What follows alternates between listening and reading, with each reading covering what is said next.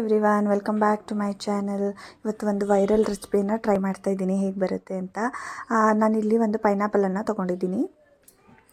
ಪೈನಾಪಲನ್ನು cut ಮಾಡ್ಕೊಳ್ತಾ ಇದ್ದೇನೆ. ಹಾಗೆ ನಾನಿಲ್ಲಿ ಅರ್ಧ ಪೈನಾಪಲನ್ನು ಮಾತ್ರ ಯೂಸ್ ಮಾಡ್ಕೊಳ್ತಾ ಇದ್ದೀನಿ. ಇದನ್ನು ಸಿಪ್ಪೆ ಎಲ್ಲ ನಾನು ಫಸ್ಟಿಗೆ ರಿಮೂವ್ ಮಾಡ್ಕೊಳ್ತಾ ಇದ್ದೇನೆ. ಪೈನಾಪಲ್ ತುಂಬ ಹಣ್ಣಾಗಿದೆ, ಸ್ವೀಟ್ ಸಹ ಇದೆ.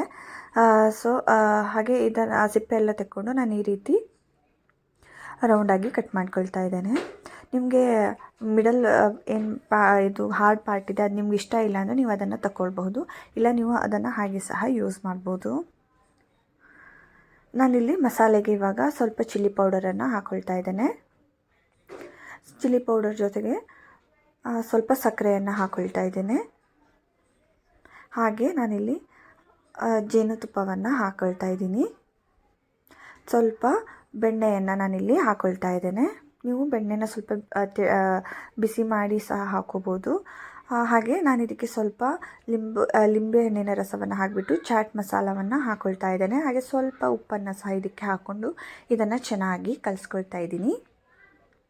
ಇದನ್ನು ಕಲಿಸ್ಕೊಳ್ಳುವಾಗ ನಿಮಗೆ ತುಂಬ ದಪ್ಪ ಆಯಿತು ಅನಿಸಿದರೆ ನೀವು 1 ಸ್ಪೂನು ಇಲ್ಲ 2 ಸ್ಪೂನು ನೀರನ್ನು ಯೂಸ್ ಮಾಡಬಹುದು. ನಾನಿಲ್ಲಿ ಬಟರ್ ಯೂಸ್ ಮಾಡಿರೋದ್ರಿಂದ ಅದು ಫುಲ್ ಕರಗಿದ ಮೇಲೆ ಸ್ವಲ್ಪ ತೆಳ್ಳಗೆ ಆಗುತ್ತೆ ಅಂತ ನಾನಿಲ್ಲಿ ನೀರನ್ನು ಯೂಸ್ ಮಾಡಿಕೊಂಡಿಲ್ಲ. ಹಾಗೆ ನನ್ನ ಹತ್ರ ಇಲ್ಲಿ ಪೈನಾಪಲ್ ಸಹ ಬಂದು ತುಂಬ ಇಲ್ಲ, ಸೊ ಅದರಿಂದ ನಾನು ಜಾಸ್ತಿ ಮಸಾಲೆಯನ್ನು ತೆಳ್ಳಗೆ ಮಾಡೋದಕ್ಕೆ ಹೋಗಿಲ್ಲ.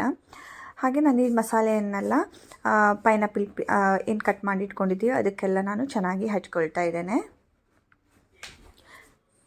ಈ ರೀತಿ ಚೆನ್ನಾಗಿ ಮಸಾಲೆ ಎಲ್ಲ ತಾಗೋ ತನಕ ನೀವು ಹಚ್ಕೊಳ್ಬೇಕು.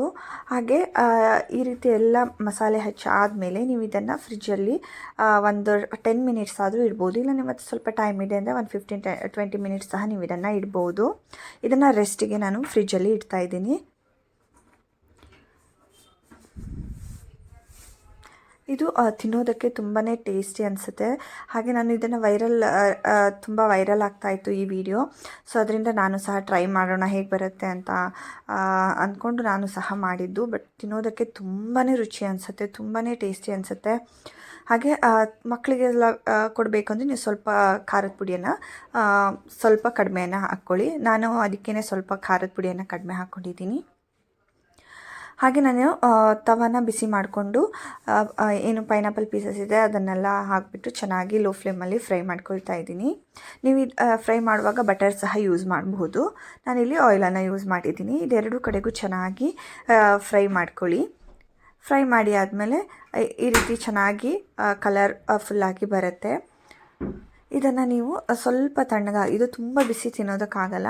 ಸ್ವಲ್ಪ ತಣ್ಣಗಾದಮೇಲೆ ಇದ್ರ ಮೇಲೆ ನೀವು ಬೇಕಾದರೆ ಲಾಸ್ಟಿಗೆ ಬೇಕಾದರೆ ಸ್ವಲ್ಪ ಲಿಂಬನ್ನು ಹಿಂಡ್ಕೊಂಡು ಸಹ ತಿನ್ಬೋದು. ತುಂಬಾ ರುಚಿಕರವಾಗಿರುತ್ತೆ. ನೀವು ಸಹ ಟ್ರೈ ಮಾಡಿ. Thank you for watching. Please subscribe to my channel.